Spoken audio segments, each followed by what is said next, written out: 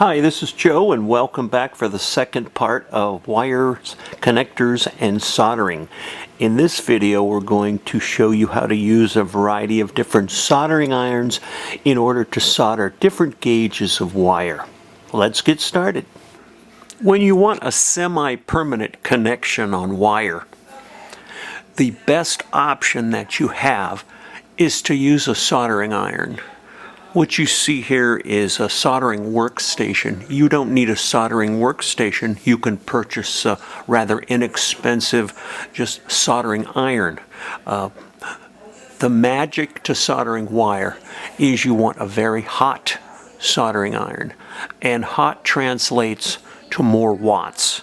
So this particular soldering workstation I have is an 80-watt soldering iron. When you're doing wire, copper wire, copper is a really good absorber of heat. So as you apply the soldering iron to the wire, the copper is going to do everything it can to absorb as much heat as possible. If you have an underpowered soldering iron, it's going to take longer to heat up the wire to bring it within temperature that will melt the solder. And if you use that underpowered soldering iron, the copper wire is going to try to absorb as much heat as it can, and it's going to take a long time to get that copper up to melting temperature for the solder to melt into the copper. And if you use that underpowered soldering iron, what's going to happen is your insulation is going to start melting, and at worst it's going to start burning. So the best way to solder is to heat the copper up as quick as possible to where the solder starts to melt. You then apply the solder, and then you remove the soldering iron from the wire and let it cool down as quick as possible. That way you won't destroy any of the properties of the component, or in this case the insulation, from melting and burning. Before you start soldering, you also want to make sure the tip of your soldering iron is clean and has been tinned or coated with a light coat of solder. If you'll notice here, I have a holder which holds the soldering iron, and in there's a wet sponge. So what I do in order to clean the tip of my soldering iron is I will wipe that, get it hot. I will wipe the tip. I also have a stone here that you can use if your soldering iron is really dirty. How you use this is it will start to melt a little bit. You want to rub the tip of your soldering iron on this stone, and what it will do is it will remove the crud from the tip of your soldering. If you look really close, you'll see that there is some tinning or a light coat of solder on that tip. So when I wipe that tip on the damp sponge, notice it's now pretty shiny. So after I clean it, then what I want to do is apply a light tinning of solder to the tip, and then I want to wipe that soldering tip on the sponge, and then if you'll notice, I have a very bright, shiny tip on the soldering iron. You always want to start soldering with a very clean, shiny tip on your soldering iron.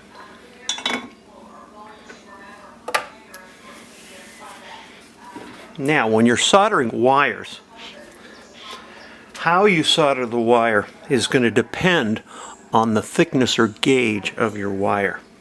If you're using a very small wire or a high numbered gauge where the wire is small, you can take and you can twist the two ends of the wires and form a splice.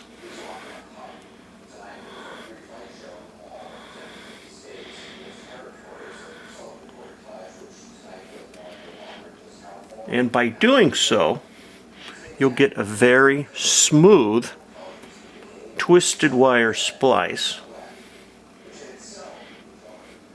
And at a smaller gauge wire, there isn't a big bulge of the wire bunching together. when you're soldering a larger gauge or thicker gauge wire, you can't twist it because the wire is just too thick. So what you do is you put the two ends together and you do what's called a butt joint, because the wire's too thick, too many strands, and you'll end up with a joint that is really big and fat, and it will be really hard to bring that copper up to temperature to melt the solder onto the joint. And then afterwards you're just going to have a big bulge in your wire. So you, in this case, on larger or thicker gauge wire, you want to do butt joints. Now before you solder, now this is pretty easy right here because both ends of the wire are loose.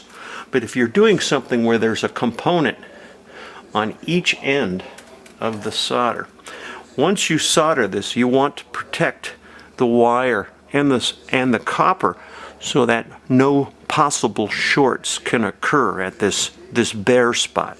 So what a lot of people do is they will use something which is called heat shrink. And heat shrink has a shrink rating of 2 to 1. So when you apply heat to the heat shrink and you put it over your soldered splice or joint, and then you apply heat to this joint, it will shrink 2 times and form a really nice bond onto the wire, preventing any possible shorts from occurring on the wire. And you always want to put that heat shrink tubing on your wire before you solder. Again, in this case it's pretty easy, both ends are open. But if you have a component on each end, you want to make sure you put the heat shrink on before you twist your wires.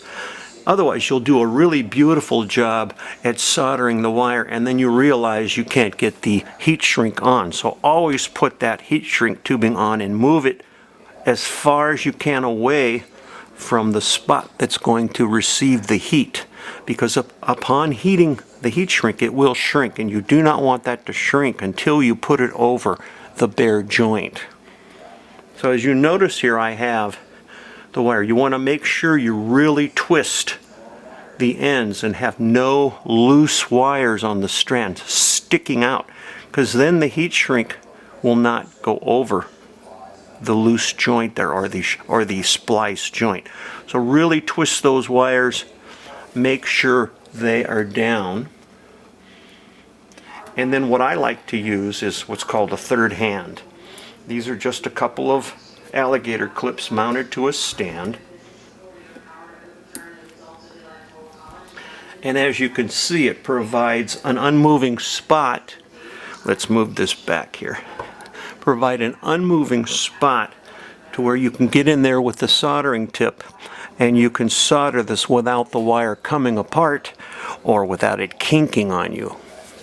Let me show you an example of how the heat shrink tubing works. Here's a fairly large piece of heat shrink tubing.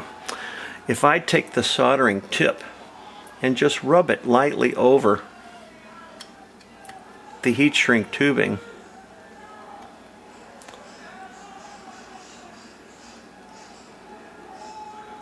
notice how the heat shrink starts collapsing.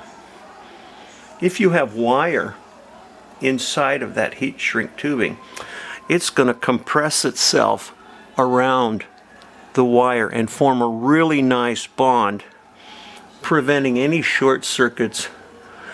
It will also protect the solder joint from getting dirt, moisture, anything else from interfering with that solder joint.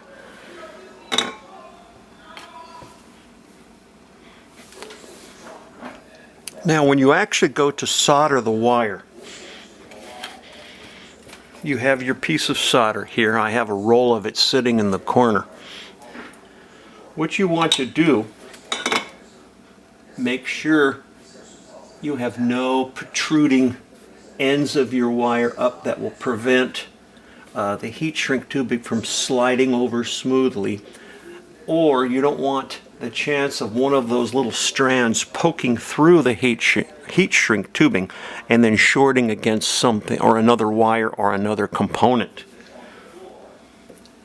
When you solder, make sure you clean the tip of your soldering iron, and then what you want to do is you want to apply heat to the wire, but you do not want to touch the solder to the soldering iron. You want a nice hot, let me move by hand here. You want a nice hot glossy finish. So you want to heat the wire up evenly.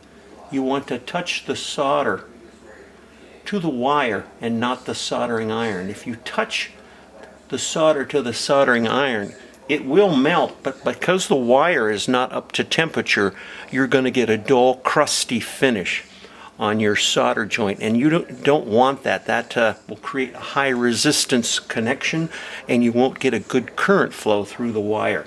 So you want to heat the wire first to get it up to temperature so the solder will melt on the wire.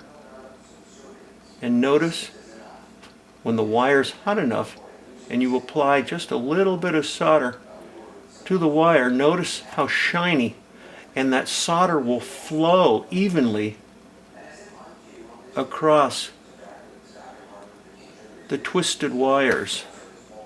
And then what you can do is take your soldering iron after it starts to flow, and you can just lightly drag it along the soldered wires to smooth out the flow of the solder. Now again, you want a really nice glossy shiny solder joint. You don't want a cold joint or something that looks dull and crusty.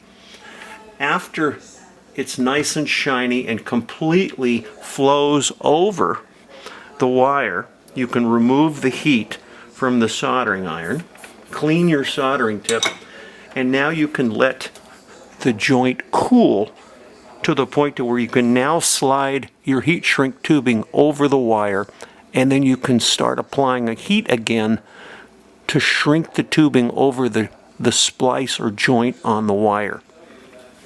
So at this point we'll remove it from the third hand, the wire from the third hand. You touch it with your fingers. You make sure it's not hot. Now what you can do is take your heat shrink tubing. You can place it over the wire completely, covering up any bare spots on the wire.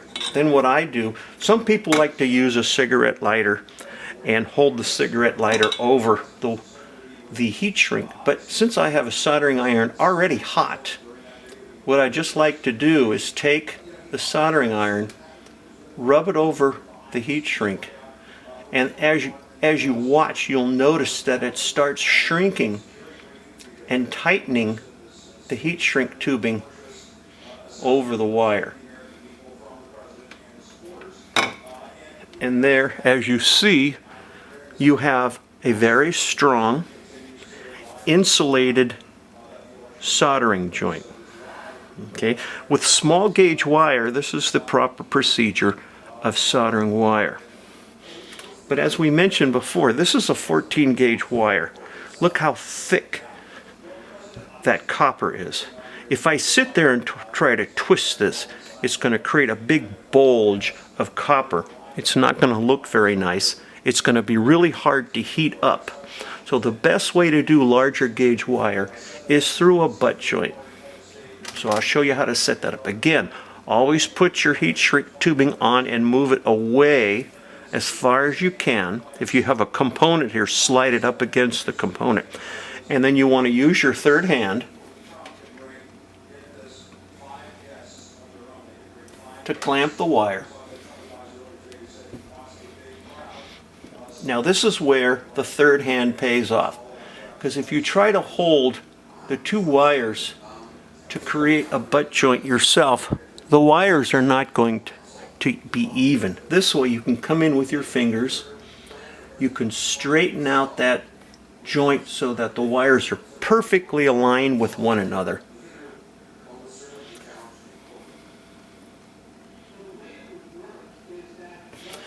and now we're ready to solder. But at this point, I'm not going to use my 80-watt soldering workstation. I'm going, because this is 14 gauge, this copper wire is very thick.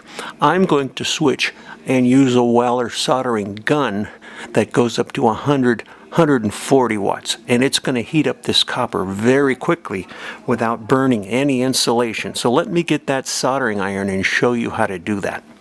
This is this Weller soldering gun that I use for thicker gauge wire. The trigger on this soldering gun has two positions.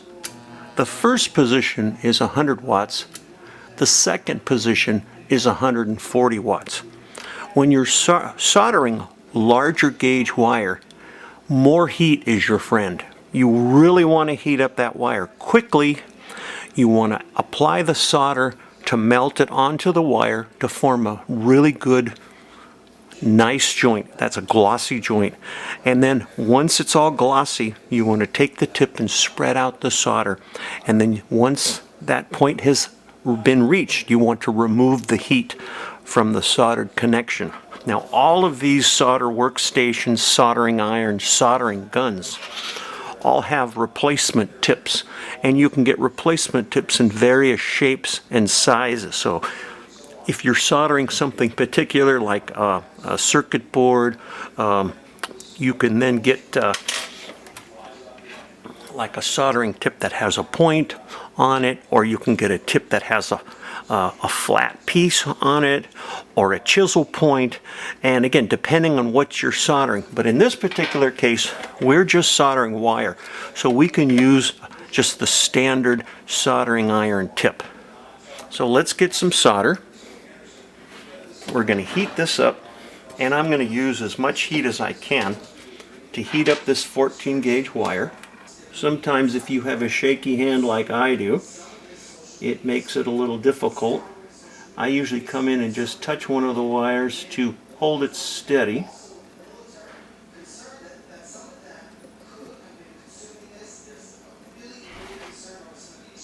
Try to smooth or spread out that solder across the joint. Again, notice we didn't burn any of the insulation. We didn't melt any of the insulation, but we got a really nice butt joint. So again, even I'm not perfect at it. Sometimes I jiggle and bump the wires out of the way. You just come back in, align things back up, apply the soldering iron to it, smooth out the solder, and you're done. So sometimes it's really hard, especially on the larger gauge wires, to get things lined up properly. But the nice thing is you can come back in and do it as many times until it's just right. Once it cools down, then you can remove the wire from the third hand. You can come in with your heat shrink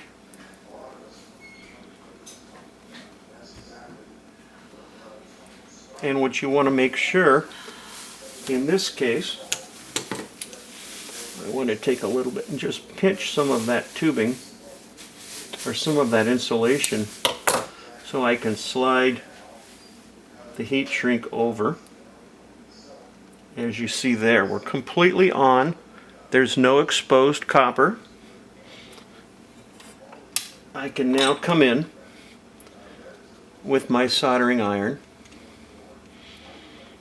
and I can hit the heat shrink tubing, rotate your wire all the way around, and as you see,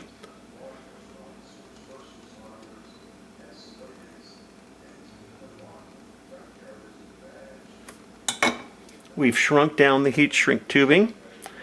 We have a really nice, glossy, protected finish. The heat shrink is tight. There's no exposed copper. That's how you solder the thicker gauge wire using the 80-watt soldering iron. You can do the thinner gauge as well. If you only want to purchase one soldering iron to do your wires, then I would suggest getting the soldering gun. You have 100 and 140 watt power 2 clicks. And if you're just doing wire, then this would be the best way to go.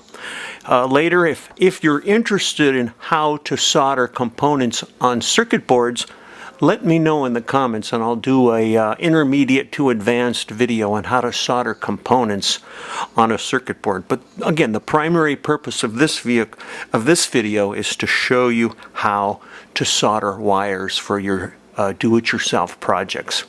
Hope you enjoyed the video, and we'll see you next time.